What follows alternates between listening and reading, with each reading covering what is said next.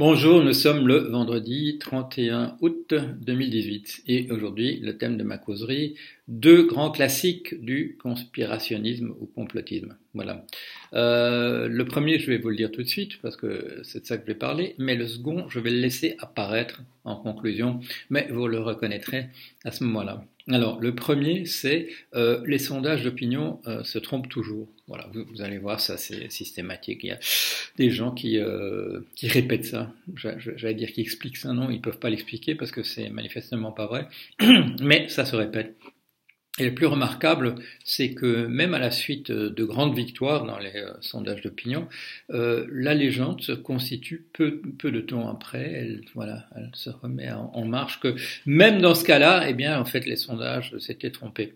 Pourquoi est-ce que les gens tiennent tant à cette opinion qui est manifestement fausse? Eh bien, les anthropologues ont étudié ça, ils appellent ça des dogmes, et en particulier un livre, un grand classique de l'anthropologie britannique, mais de l'anthropologie en général, qui s'appelait, que je ne me trompe pas, Witchcraft, Oracles and Magic Among the Azande. La sorcellerie, les oracles et la magie parmi les Azandés étant une population du Congo. Et donc l'anthropologue avait étudié comment les Azandés peuvent-ils continuer à croire à leur magie, à leur sorcellerie, alors que une fois sur deux ça marche pas. Eh bien, c'est comme la plupart des religions, c'est comme la plupart des mythes, ils sont démentis par les faits. Mais ce sont des dogmes. Ils sont pas, en fait, ils sont immunisés contre la preuve par les faits. C'est comme la pensée de Monsieur Trump et qui appelle fait d'ailleurs fake news, les fausses nouvelles. Mais voilà, l'histoire qui se raconte, c'est vrai. Alors pourquoi cette histoire de sondage d'opinion qui serait faux?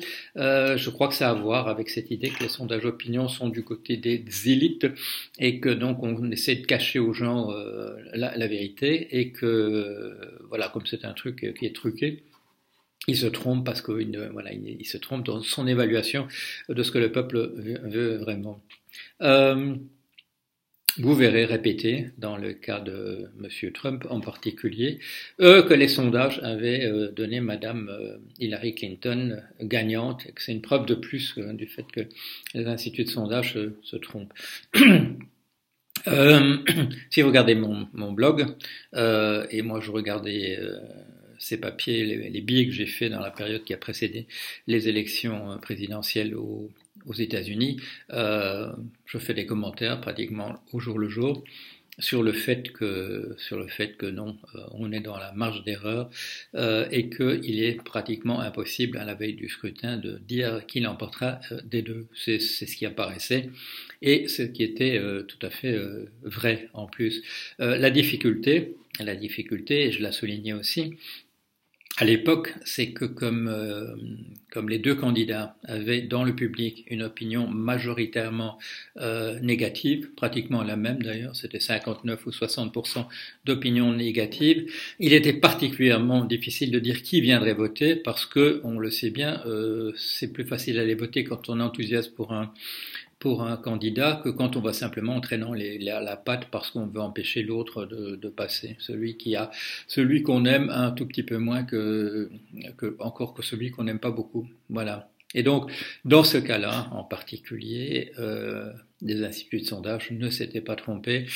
Certains donnaient d'ailleurs Trump gagnant, mais comme je vous dis, dans la marge d'erreur. Pourquoi une marge d'erreur? Eh bien entendu, parce qu'on fait un sondage d'opinion à partir d'un échantillon. Alors cet échantillon, on essaye souvent il est stratifié, c'est-à-dire on tient compte du nombre d'hommes et de femmes dans une société, du nombre de gens qui appartiennent à des classes qui représentent des opinions qui auront peut-être dans un sens en raison de particularités, par exemple des groupes religieux, des groupes ethniques, etc., des classes d'âge, bien entendu, et on essaie de faire apparaître, à partir du fait qu'on a interrogé 1000 personnes, ce que la population dans son ensemble pourrait penser. Ça repose sur de bonnes méthodes mathématiques. Ce sont des mathématiques sérieuses qui font appel à la probabilité, voilà, statistique en tant que science mathématique, etc. Ce sont des bonnes techniques. On apprend ça aux gens qui veulent le faire. On apprend à le faire sérieusement. C'est pas du tout du hocus pocus, c'est pas du tout de la magie. C'est sérieux et en général, ça donne de très très bons résultats. Alors, je ne vais pas en dire plus là-dessus, je vous montrerai tout à l'heure, parce que là, je ne vais pas m'amuser à essayer de vous montrer les graphiques comme ça en les passant devant mon visage. Je vais vous montrer quelques chiffres qu'on a pour les élections de midterms aux États-Unis. Ce sont des élections donc partielles. Par exemple, pour le Sénat, c'est seulement un peu moins même d'un tiers des sénateurs qui vont être renouvelés. Pour le Congrès, si j'ai bon souvenir, pour le Parlement, je crois que c'est à peu près la moitié quand même. Et qu'est-ce que ces sondages nous disent ? Ils nous disent qu'il y aura sans doute un raz-de-marée démocrate du côté du Congrès. Et donc les démocrates vont regagner la majorité, ils n'ont pas en ce moment.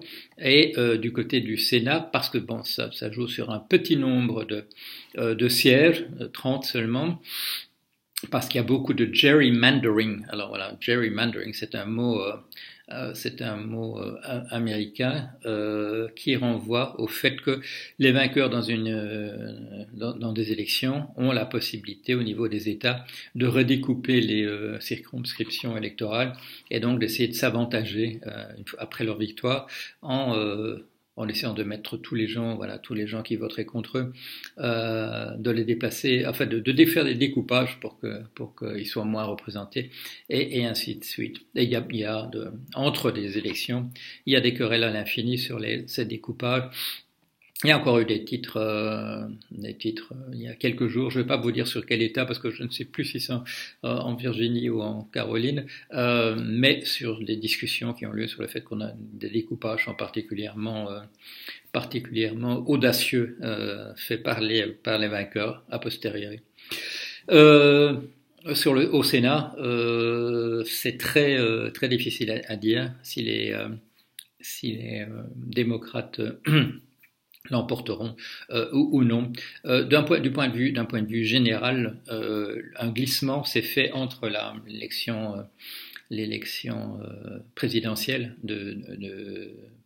pour l'accès à la présidence en 2017, fin 2016, un glissement qui était évalué à 6,8%, c'est-à-dire que de manière générale, dans des États où M. Trump l'a emporté par moins de 6,8%, on risque de retrouver des majorités démocrates. Alors, est-ce que ça veut dire que les républicains et les démocrates ont changé d'avis? Eh bien non, vous allez voir en particulier, je vous montrerai ce graphique, il y a les indépendants aux États-Unis qui représentent à peu près 15% de l'électorat. Et ce sont en général eux qui représentent ce qu'on appelle un swing vote, c'est-à-dire un vote susceptible de se déplacer dans les élections. Et ce qui est remarquable sur ce graphique que vous verrez, c'est que les indépendants s'apprêtent à voter de manière quasi identique aux démocrates. C'est-à-dire que parmi les hésitants, qui en général représentent une opinion à mi-chemin entre démocrates et républicains, et c'est pour ça d'ailleurs en général qu'ils sont indépendants, on retrouve une opinion intermédiaire. Et là, non, ils ont glissé pratiquement unanimement du côté de l'opinion qui est celle des gens qui se disent démocrates, et c'est ce qui expliquera sans doute cette marée bleue, parce que de manière classique, le Parti démocrate a la couleur bleue et le Parti républicain a la couleur rouge, ce qui correspond pas à la division classique où le rouge représenterait la gauche. Dans ce cas-ci, c'est plutôt le contraire. Voilà, alors c'est ce qu'on nous annonce. Du coup, évidemment, beaucoup d'articles qui nous disent qu'est-ce qui va se passer pour M. Trump s'il y a véritablement, comme le disent les sondages à 70 jours des élections, s'il y a véritablement un raz-de-marée de gens qui sont opposés à lui. Un autre voilà, ça c'est une autre légende qui circule en ce moment, c'est que l'opinion en faveur de M. Trump aurait été en hausse. Ça a été dit à différentes époques. Qu'il y aurait de plus en plus de gens qui seraient en faveur de M. Trump. Et là, je vous montrerai aussi un graphique qui montre la période depuis son élection, peut-être même encore un peu avant, et maintenant, c'est pratiquement statique, je vous l'ai déjà dit plusieurs fois, les gens qui aimaient Trump, ce sont les mêmes, ils n'ont pas bougé, mais ils n'ont pas grossi, le rang n'ont pas grossi. De même pour ceux qui le détestent, c'est pareil, ça n'a pas bougé beaucoup. Deux courbes étonnamment stables, ce qui m'a fait dire quand je parlais de ça au fil des mois, que ça correspond plus qu'à des opinions politiques, à des types de personnalités. Il y a des gens qui aiment quelqu'un comme M. Trump, qui représente aux États-Unis donc de l'ordre de 40% de la population, et des gens qui détestent ce genre de personnage et qui représentent à peu près 60% de la population. C'est stable depuis le début. Et voilà, ça représente aussi ce chiffre qui apparaissait déjà dans les sondages, 60% des Américains qui n'aiment pas du tout M. Trump, et je vous le répète, qui n'aiment pas du tout Mme Hillary Clinton non plus. Et c'était ça le fait remarquable de cette élection-ci par rapport à d'autres, c'est que deux candidats que les gens dans leur majorité n'aiment pas du tout. Voilà, ça c'est le premier thème que je voulais évoquer. Alors le deuxième, je vous ai dit, je ne vous donne pas la conclusion tout de suite, mais je vais y arriver petit à petit parce que j'ai réfléchi. Et je réfléchis à la chose suivante, qui m'a été inspirée par le fait que j'ai j'ai écouté hier le podcast de l'enregistrement de l'émission que j'ai fait à France Culture. C'était mardi, il y a quelques jours. À l'occasion de l'anniversaire bientôt de la chute de la firme Lehman Brothers, dont l'opinion publique considère qu'elle est le déclencheur du grand écroulement de septembre 2008. Alors, je sais, il y a toujours des gens qui m'envoient un petit mot, qui font un commentaire sur le blog en suggérant que s'écouter soi-même ou se regarder soi-même dans une vidéo, c'est un exercice de type narcissique. Et là, j'ai déjà souvent répondu à ça. Mais comme la dernière fois, c'était il y a longtemps, je vais peut-être le répéter. Non, quand on est conférencier ou conférencière, quand on donne des leçons et qu'on le fait sans notes, on essaie au moment où on a parlé, au moment où on arrête de parler, on ne sait plus exactement pourquoi, ce qu'on a dit exactement. Alors, on peut appeler ça de manière très simple en disant que c'est parce que parler, ça demande une certaine concentration si on le fait sans note, et que c'est pour ça qu'on ne sait pas exactement après ce qu'on a dit. Mais cette explication en termes de concentration, c'est pas ça. Bon, c'est un bon raccourci, mais c'est pas ça qui se passe, parce que ça implique encore cette idée que nous aurions une volonté, et que notre volonté nous fait dire au moment où nous disons des choses, nous fait dire les choses que nous disons. Or, il s'agit d'un processus beaucoup plus automatique, beaucoup plus pavlovien, comme on dit. Une fois qu'on est lancé, ben on est, on parle, et puis et ça conduit à parfois des réflexions comme ce monsieur que j'ai cité. C'était après une émission, si pour souvenir, c'était au Sénat en France, et qui m'avait dit: est-ce que vous êtes comme moi, que vous êtes toujours effaré d'entendre après ce que vous avez dit? J'avais dit: non, heureusement monsieur, non, c'est pas mon cas. Je me reconnais dans ce que je m'entends dire après, mais c'était la preuve que lui aussi, et là il montrait bien le décalage, puisque manifestement il me disait: j'aurais voulu dire des choses entièrement différentes, et puis qu'il s'entendait dire le contraire de ce qu'il avait voulu dire.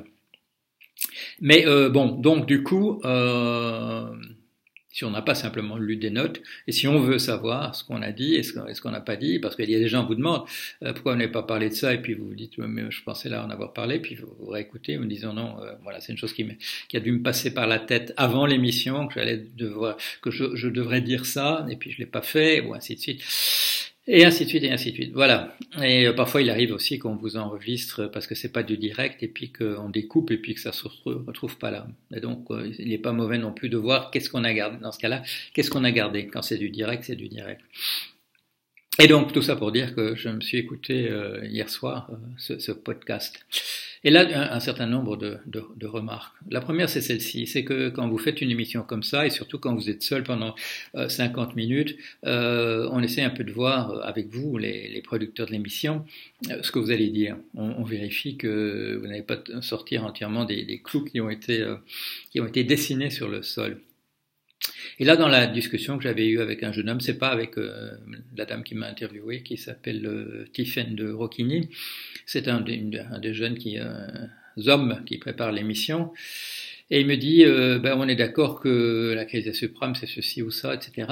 Et quand il a terminé, je dis, excusez-moi, mais cette explication-là, je l'ai encore jamais entendue. Par curiosité, vous pourriez me dire d'où elle sort. C'était vrai, c'était quelque chose de tout à fait inédit.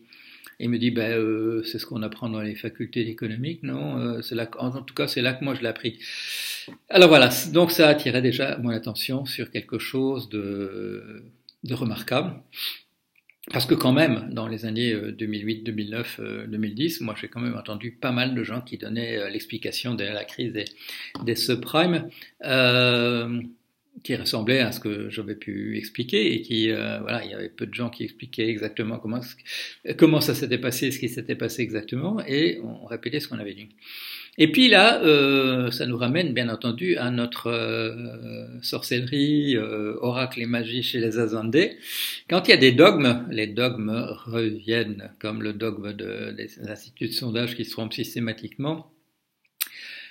Des explications de la crise des subprimes selon la science économique, science que je mets toujours bien entre guillemets, reviennent à la surface et on les apprend dans les universités et on réinvente une histoire qui est en accord avec le dogme et qui n'est pas malheureusement ce que j'expliquais à l'époque. Donc en soi c'est déjà pas mauvais qu'on me fasse revenir 10 ans plus tard pour répéter. Alors il y a des gens qui me disent aussi oui, c'est dommage qu'on s'intéresse uniquement à ce que vous aviez dit à l'époque, etc. Oui, c'est vrai, il faut lire aussi les livres que j'écris en ce moment, où il y a des choses qui sont peut-être plus importantes encore, mais voilà, c'est pas mauvais que les gens aient une piqûre de rappel. Et alors, dans l'émission, il y a des extraits, vous avez entendu, alors je vais pas parler de l'extrait qui est les Parisiennes qui chantaient l'argent ne fait pas le bonheur, parce que ça, bien entendu, c'est tout à fait vrai, mais dans l'ensemble des extraits, que j'ai entendu. Alors il y avait des extraits de la bande sonore, très mal doublée d'ailleurs, du film The Big Short. Qu'est-ce qu'il y avait encore? Il y avait Bernard Maris et il y avait la discussion entre Monsieur Waxman et Monsieur Greenspan dans la commission qui avait lieu. C'était quelques jours plus tard. J'ai bon souvenir, c'était à la fin du mois de septembre, une dizaine de jours après l'écroulement, où on demandait à Monsieur Greenspan, qui venait de quitter la Réserve fédérale, qui était à la tête de la Banque centrale américaine, qu'est-ce qui s'était passé, pourquoi ça n'a pas marché. Alors, son explication à lui, bien entendu, elle est mauvaise, j'ai expliqué pourquoi, mais ça on le savait déjà à l'époque, que c'était pas la bonne explication, quand il avait dit j'ai cru à la main invisible et la main invisible n'a pas marché, oui, bien entendu, pour ça il faut pas croire à la main invisible, qui coïnciderait avec l'intérêt général. Il y a eu un extrait du Big Short. Alors là, en gros, c'était pas mal ce qui a été dit. C'est dans un film, on peut pas arrêter comme ça un film d'Hollywood. On peut pas arrêter en donnant une explication très complète de subtilité sur la crise des subprimes. C'est pas mauvais. Il y avait quelques erreurs, quelques raccourcis, mais enfin c'est tout à fait excusable dans ce cas-là. Et puis il y avait aussi le regretté Bernard Maris. Alors, il y a une question qui s'est posée l'autre jour. Alors, vous allez voir encore, c'est pas un coq à l'âne du tout. C'est à propos de Monsieur McCain, la mort de Monsieur McCain, grand héros de la guerre au Vietnam américain. Est-ce qu'on peut dire du mal de Monsieur McCain juste après sa mort? Et il y a un article très intéressant dans un journal américain qui est remonté à d'où vient cette idée qu'on ne peut pas dire du mal des gens après leur mort. La plus évidente, évidemment, c'est qu'ils sont plus là pour se défendre. La deuxième, c'est que si vous vouliez les critiquer, pourquoi l'avez pas fait quand ils étaient là, plutôt qu'attendre qu'ils n'y soient pas. Mais ça remonte, ça vient d'un philosophe romain. Voilà, c'est j'ai pas retenu le nom parce que c'est peut-être pas le plus connu, mais voilà. Et donc la difficulté pour quelqu'un comme Monsieur Bernard Maris. Je vais employer un mot, vous allez voir. Je vais employer un mot qu'on n'emploie pas souvent, pas chez nous. Monsieur Bernard Maris et Messieurs Wolinski, Cabu, une dame dont j'oublie malheureusement le nom, une psychanalyste, sont des martyrs dans notre, voilà, ce sont des martyrs dans notre civilisation, dans notre culture. Ils sont morts ils ont été assassinés pour leurs idées. On n'emploie pas beaucoup ce mot martyr chez nous. Voilà, on l'a utilisé beaucoup à une époque, on l'utilise plus maintenant. Je m'interromps parce que voilà, quand parfois il y a des choses. Là, c'est pas prévu, mais voilà, mon père utilisait le mot martyr pour des copains à lui qui sont morts, souvent dans des conditions affreuses. Des copains de la résistance. Il employait le mot martyr. Mais je crois qu'on ne devrait pas hésiter à le faire quand ça s'impose. Alors voilà, donc pour dire que j'ai pas une tendance naturelle à vouloir critiquer ce que dit Monsieur Bernard Maris. Ceci dit, il faut bien dire que dans le cadre de l'extrait, voilà, dans l'extrait qui a décidé de ce qu'il a dit, je l'ai pas dit tout de suite, mais enfin je suis revenu un petit peu après quand j'ai eu l'occasion de pouvoir en parler. Ce qu'il disait n'était pas tout à fait exact, et surtout il y avait une énorme contradiction parce que il disait la crise suprême, c'est très simple finalement, c'est une pyramide, c'est un schème de Ponzi comme on dit en américain, c'est une cavalerie et c'est ça l'explication. Alors il y a deux choses qui sont contradictoires. La première, c'est qu'à l'époque, dans les années 2008-2009, il y a quand même eu une petite friction entre Monsieur Maris et moi, parce que c'est quelqu'un qui répétait quand on l'interviewait, qui disait toujours cette crise, en fait, elle était imprévisible. Bon, et il savait que quand on nous invitait en même temps, ce qui est arrivé quelquefois, on m'invitait moi essentiellement parce que j'étais une des personnes qui avait prévu cette crise, mais pas comme ça, pas sur un mode prophétique, mais en écrivant un livre de 250 pages qui expliquait ce qui allait se passer. Et lui disait non, c'était inexplicable. Et puis dans cet extrait-là, il donne une explication finalement tellement simple que des milliers de personnes auraient pu le prévoir en disant c'est une pyramide et donc ça va s'écrouler. Donc, dans ce cas-là aussi, bon, explication partielle, pas vraiment correcte, mais pas entièrement fausse non plus, avec la difficulté que je viens de signaler pour, voilà, au point que, il y a eu un petit incident, vous l'avez vu, au point qu'au moment où il a eu lieu, j'ai hésité même à arrêter l'enregistrement en me disant je vais refaire ça et je serai préparé à ma réaction affective, émotionnelle et je pourrais passer outre. Mais je continue. Parce qu'évidemment l'émotion revient quand on l'évoque, c'est comme ça que ça marche. Je continue. Dans les explications qu'on me demande, on m'a dit à un moment donné, mais il faut expliquer, bien entendu, la titrisation, puisque ce sont les titres subprimes qui ont conduit à la catastrophe. Et là me vient une explication qui est l'explication. Et elle m'était jamais venue auparavant. Et c'est pour ça que je vais vous en parler. Et c'est pour ça que vous allez comprendre que ça se situe dans le cadre d'un exposé, d'une petite allocution qui s'appelle Deux grandes thèses du conspirationnisme. C'est que quand on me demande, ça sert à quoi la titrisation? Et je commence l'explication, et j'ai raison de le faire. La titrisation, c'est une méthode qu'on a inventée parce que les banques ne peuvent pas créer de l'argent à partir de rien, parce que les banques commerciales, au contraire de la banque centrale, ne peuvent pas créer de l'argent ex nihilo. Alors, quand vous êtes dans l'activité, et l'exemple que je vais donner, c'est très facile à comprendre, une banque prête 100 000 euros à 10 personnes et elle avait 1 million en réserve pour pouvoir le faire. Une fois qu'elle l'a prêté à 10, eh bien, elle ne peut plus rien prêter. Elle doit attendre les 10 ans, les 30 ans qui sont signés dans le contrat et que l'argent revienne. Alors, est-ce qu'elle ferme boutique? Est-ce qu'elle arrête d'être une banque, d'une banque prêteuse, puisque, voilà, ses fonds sont gelés? Et non, ce qu'elle va essayer de faire, pour continuer à faire son activité, elle va essayer de revendre la dette, c'est-à-dire que quelqu'un d'autre lui paye l'argent qu'elle a prêté et que cette autre personne s'acquittera, enfin essaiera de trouver, de récupérer l'argent qui aurait été prêté, de recevoir les intérêts, etc.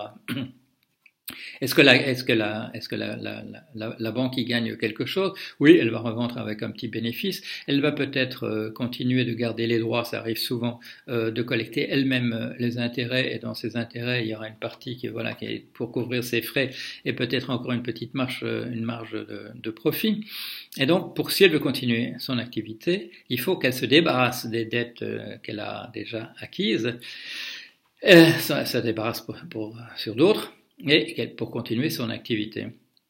Et on a trouvé dans ce cas-là que c'était, dans le cas historique des banques justement qui faisaient du prêt immobilier, elles revendaient ces prêts un par un, et puis on a trouvé que c'était beaucoup plus facile d'en faire des grandes collections, d'en mettre 3 000, 6 000 dans un grand sac, et de lui donner la taille d'une obligation d'État, et puis de revendre ça comme un équivalent d'une obligation d'État avec des intérêts qui seront payés, puis un remboursement à la fin. Et donc l'explication de la titrisation, c'est une méthode qui a été inventée parce que les banques commerciales ne peuvent pas créer de l'argent à partir de rien. Dans l'exemple que j'ai donné, la banque qui avait 1 million en réserve et qui a accordé dit près de 100 000, si elle voulait continuer, eh bien, elle inventerait l'argent nécessaire. Elle prêterait encore 100 000 et elle mettrait, vous connaissez la formule, par un simple jeu d'écriture, elle écrirait 100 000 de plus dans une colonne et ça suffirait à avoir créé l'argent. Confusion totale, j'ai souvent attiré l'attention sur une opération comptable qui est une description de quelque chose qui s'est passé dans le monde réel et quelque chose qui se passe dans le monde réel. Une opération comptable n'est pas performative, comme on dit, elle ne crée pas la chose dont elle parle, elle la constate purement et simplement. Et donc voilà mon deuxième mythe complotiste, conspirationniste, que les banques commerciales créent de l'argent. Alors il y a bien sûr, pourquoi est-ce que c'est complotiste et conspirationniste? Parce qu'on vous dit toujours, on nous cache, c'est un secret que les banques créent de l'argent à partir de rien. C'est pas vraiment un secret puisque Schumpeter en a parlé longuement dans un livre de référence sur l'histoire de la pensée économique. Et lui, il est un des inventeurs de ce mythe. Comment se fait-il que quelque chose que tout le monde vous raconte est considéré comme un grand secret? Eh bien, voilà, c'est uniquement possible que dans le cadre conspirationniste.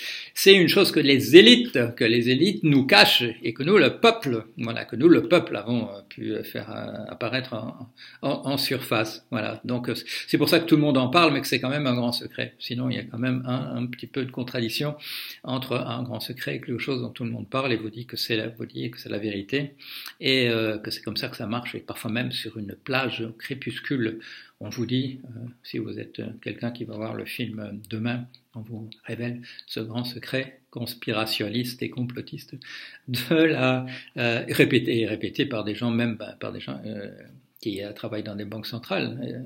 C'est rare, mais enfin, ça arrive quand même aussi. Ça a été le cas dans un rapport qui est publié sur le site de la Banque d'Angleterre. On vous répète cette cornichonnerie. Voilà mes deux thèmes conspirationnistes, complotistes. Les instituts de sondage se trompent toujours. Les banques créent l'argent dont elles ont besoin.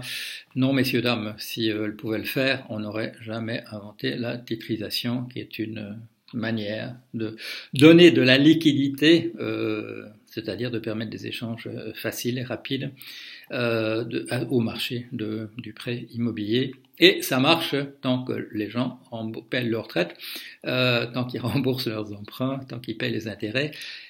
Quand c'est pas le cas, comme en 2006, 2007, 2008, évidemment, ça n'est plus l'équivalent du tout de l'argent liquide. Ah, à propos, tiens, ça, je n'ai pas pensé à le dire, mais je vais le dire. Cette idée de dette, vous le savez, de l'argent dette, vous savez qu'elle est centrale à la thèse de David Graeber, qui est un anthropologue, au point d'ailleurs que il en fait pratiquement un schème d'explication de la civilisation dans son ensemble. L'argent dette, voilà. Et c'est faux. Voilà, c'est faux. Il répète aussi un truc qui est faux également, parce que ça complète sa thèse, c'est que les anthropologues ont abandonné entièrement la thèse de l'argent, de la monnaie, ayant son départ dans le troc. Alors, tous les anthropologues, en tout cas, n'ont pas abandonné ça, puisque c'est tout à fait, vous le savez, c'est la thèse centrale de mon livre sur l'argent, mode d'emploi, où je définis l'argent, la monnaie, comme étant une marchandise générique dans un troc ou un troc particulier, ce qu'on appelle les échanges commerciaux. Dans ce troc particulier, on utilise une marchandise générique comme étant la contrepartie des autres qui circulent, ou des marchandises ou des services, et qu'on appelle la monnaie, l'argent. Donc, le troc n'a pas disparu, il est là, il est dans notre civilisation, mais on a inventé un instrument générique pour le faire. Les anthropologues n'ont pas abandonné l'idée du troc comme étant l'origine de la monnaie, c'est l'origine de la monnaie, et la preuve c'est que c'est toujours la monnaie. Voilà. Allez, j'espère avoir fait du debunking, comme on dit, d'avoir fait sauter quelques mythes. C'est pas la première fois que j'en parle. Celui des sondages, peut-être la première fois. L'autre, c'est un thème qui revient souvent parce que à tout moment, je me retrouve face à des gens qui disent on nous cache le fait que les banques commerciales créent de l'argent. Non, elles peuvent pas. Si elles pouvaient, il n'y aurait jamais eu de titrisation. Voilà. Allez, à bientôt.